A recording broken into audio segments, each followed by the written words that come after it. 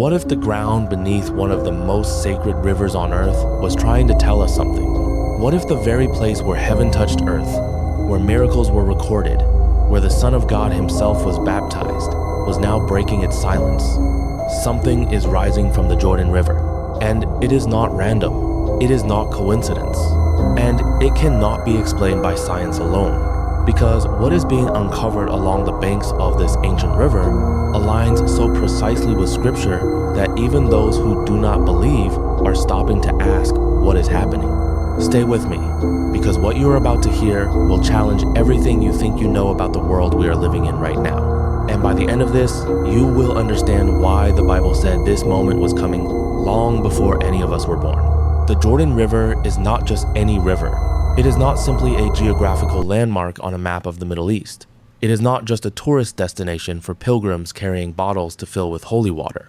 This river is a living thread woven through the most defining moments in all of human history. It flows from the slopes of Mount Hermon in the north, cutting southward through the Sea of Galilee, pressing deeper into the earth until it empties into the Dead Sea. Along that journey, it has witnessed things no other body of water has ever seen. It parted for Joshua and the Israelites as they crossed into the promised land on dry ground. The prophet Elijah struck it with his cloak, and it divided. Naaman the leper was told to dip himself 7 times in its waters, and when he obeyed, his flesh was restored like the flesh of a young child. And then came the moment that defined eternity itself. John the Baptist stood in these waters, and Jesus of Nazareth walked down into them. And when he came up from the water, heaven opened, the Spirit of God descended like a dove, and a voice from heaven said, "This is my Son, whom I love, with him I am well pleased." The Jordan River is holy ground. It always has been, but something has changed.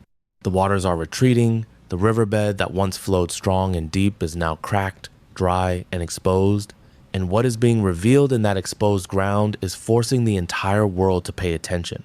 Because God often reveals truth by removing what once covered it. And right now, the Jordan is removing its cover. It started with a sound. Low, deep, impossible to ignore. Locals living along the Jordan River were the first to hear it. Fishermen who had worked these waters for over 50 years. Elders who knew every movement, every current, every shift of the river. They described it as a groaning, heavy and prolonged, as if the ground itself was under enormous pressure. Others said it sounded like a trumpet, distant but unmistakable, echoing through stone and water in a way that felt completely unnatural. Within days, recordings appeared online, videos captured in the darkness along the riverbanks, people standing in silence as the sound rolled beneath their feet. The footage spread rapidly, and the world began watching. Scientists arrived with seismic monitors, ground-penetrating radar, and advanced acoustic systems. They expected a simple answer, movement beneath the surface, a tectonic shift, something measurable. Their instruments were working perfectly. They found nothing. No earthquakes, no underground movement, no measurable disturbance of any kind beneath the surface. One senior researcher admitted privately that in decades of scientific study, he had never encountered a phenomenon he could not begin to explain. But here is what science cannot account for. The Bible already described this.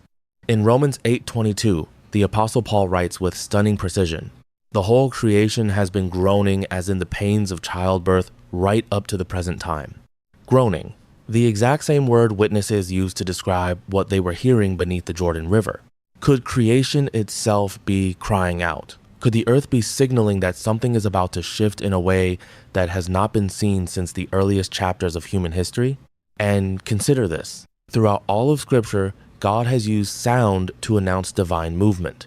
At Mount Sinai, the people trembled as a trumpet grew louder and louder before God revealed himself in fire and glory. Before the walls of Jericho collapsed, trumpets sounded and the impossible happened. Sound has always preceded shifting. Now turn to Revelation. 7 angels, 7 trumpets, each one releasing events that shake the foundations of the world. The Apostle John did not write those chapters as poetry. He wrote them as prophecy, as a sequence, a pattern that would unfold at an appointed time. Is it possible that what people are hearing beneath the Jordan River is connected to those prophetic trumpets?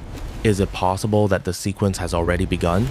The sounds continue night after night, growing stronger. And while the world debates, those who know scripture recognize the pattern. Creation is groaning, the trumpets are beginning to sound, and what was discovered next made those sounds feel like only the beginning. As the waters continued to pull back from the banks of the Jordan, something extraordinary began to emerge. Stretches of land that had not seen sunlight for centuries came into view. Cracked mud gave way to ancient stone. Layers of sediment untouched by human hands for millennia began slowly revealing what had been preserved beneath them. Pottery fragments appeared first, carefully collected and analyzed. Some dated to the Bronze Age, others even older. Then came stone tools, flint blades, grinding stones, the instruments of a people who lived long before written history. But then came the walls, low stone structures buried deep beneath the mud. At first, researchers believed they were natural rock formations, but closer examination revealed something that changed everything. Straight lines, stacked stones, deliberate construction, patterns that could only be made by intentional human hands. They had found a settlement, an entire ancient village hidden beneath the Jordan River, submerged and preserved for thousands of years by the very waters now receding. Carbon dating placed the site at nearly 8,000 years old. 8,000 years.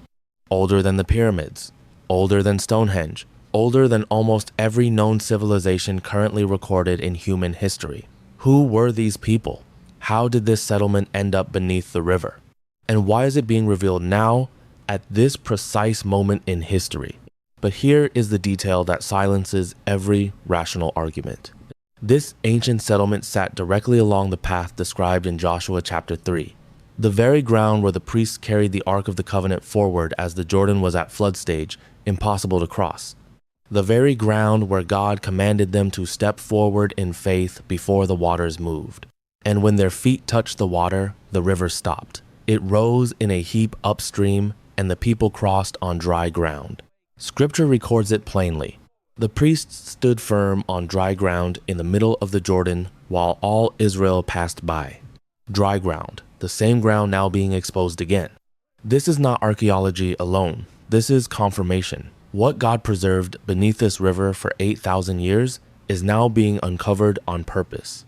Because the God who parted these waters once, who commanded this very ground to stand firm, is not silent. He is revealing. Deeper within the riverbed, past the pottery, past the bones, past the ancient walls, researchers found something that no field of science could categorize. It was small, no larger than a human hand.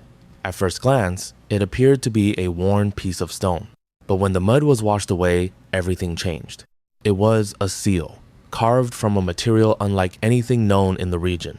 Dense, almost metallic in weight, yet unmistakably ancient, as though it had endured thousands of years without degradation. Across its surface were markings, precise, deliberate, and completely unrecognizable. Lines and symbols formed a language that did not belong to Hebrew, Aramaic, Greek, or any known writing system in recorded human history. Linguists from around the world were brought in. Every recorded script was compared against it. Every cultural parallel was searched. Nothing matched. But it was not the writing that held everyone's attention. At the center of the seal was an image, a figure with 6 wings, carved in remarkable detail, standing upright, powerful, unmistakably intentional, and beneath its feet, a serpent, coiled, subdued, as if already defeated. 6 wings. That detail alone changed the atmosphere in every room where it was discussed, because in Isaiah chapter 6, when the prophet was caught up in a vision of the throne room of God, he described the beings standing in the presence of the Almighty, seraphim, each one with 6 wings. With 2 they covered their face, with 2 they covered their feet, with 2 they flew. The image on this seal did not resemble mythology. It did not look like artistic imagination. It matched the biblical description with an accuracy that left researchers without words. And then Revelation 20 pressed into the conversation with unmistakable weight. And I saw an angel coming down out of heaven, having the key to the abyss, and holding in his hand a great chain. He seized the dragon, that ancient serpent, who is the devil, and bound him. Not in struggle, not in a war of equals, in authority, in certainty. A 6-winged heavenly being, a serpent beneath its feet, not rising, not fighting, already under dominion. This seal is not just an artifact. It is a message carved in stone and buried beneath a holy river for thousands of years. A message that what appears powerful in this world is already subject to a higher authority. That the battle between darkness and light was never undecided. That the outcome was sealed before time itself began. Further down the riverbed, in a wide bend of the Jordan that had not seen sunlight in millennia, excavators uncovered something they were completely unprepared for. Bone is massive, dense, fossilized into stone over thousands of years. As the excavation deepened, the full structure of a creature emerged, a spine lined with jagged ridges, limbs elongated at unnatural angles, and a skull with rows of teeth that matched no known species in the fossil record. When fully uncovered, the creature measured nearly 15 feet in length. Its skull alone was larger than a man's torso. Bony protrusions extended from its head, resembling horns or natural armor. Scientists were left without answers. It was not a dinosaur, not a prehistoric mammal, not anything documented in modern biology or paleontology. Every category failed. But quietly, among a small group of researchers, a different conversation began. One not rooted in science, rooted in Scripture. Genesis chapter 6 describes a time before the flood when the earth had become corrupted beyond recognition. It speaks of a world where boundaries were crossed, where what was natural became distorted, where all flesh had corrupted its way upon the earth. And God responded, not with indifference, with a flood that reset what creation had become. These bones were not scattered as they would be in a natural death. They were arranged, positioned with intention, as if something had buried them deliberately, hidden them, sealed them beneath layers of mud and stone. And now the Jordan River is giving them back. Jesus said it plainly, as it was in the days of Noah, so it will be at the coming of the Son of Man, not as a metaphor, as a mirror, a pattern, a warning held up to our time. Are we standing in that pattern again? One morning, the Jordan River looked as it always had. By afternoon, the water turned red, not a faint tint, not a temporary discoloration, deep, heavy, crimson, spreading through the river for miles in both directions. The color of blood moving through water, tests were run immediately. Every possible cause was investigated. Industrial contamination, biological organisms, chemical reactions, every test came back the same. Nothing. No toxins, no chemicals, no biological explanation. The water had changed, and no instrument on earth could explain why. But Scripture had seen this before. In Exodus 7, when Pharaoh hardened his heart and refused to listen to what God was saying, Moses stood at the edge of the Nile. At the command of God, the waters were struck, and they turned to blood. Fish died. The river became undrinkable. It was not simply a plague, it was a warning, a final signal before judgment came. And now another river turns red. And then reports begin surfacing from around the world. Rivers in distant countries shifting to crimson, lakes glowing with the same unnatural hue. Events separated by thousands of miles, yet forming a single undeniable pattern. Revelation 16 does not leave this to imagination. The sea became like the blood of a dead man, and every living thing in it died. Is this that moment? Or is it the warning that comes before it? God always sends the warning first. Step back for a moment and look at the full picture. Ancient structures emerging from the mud, a seal carved with 6 winged beings and a defeated serpent, bones of creatures that defy every scientific category, sounds rising from the earth that no instrument can trace, waters turning to the color of blood. These are not isolated events scattered across decades. They are happening together, along the same river, in the same season, forming a convergence that Scripture described thousands of years before any of us were here to see it. And Jesus was direct about this moment. When you see all these things, know that it is near, right at the door. Not one sign, not a single event to track, all of them together rising at once, like a signal that has finally reached its full volume. And then in Luke 21, he pressed even deeper. There will be signs in the sun, moon, and stars. On the earth, nations will be in anguish and perplexity, at the roaring and tossing of the sea. People will faint from terror, apprehensive of what is coming on the world. But then he said something that changes the posture of every person who truly hears it.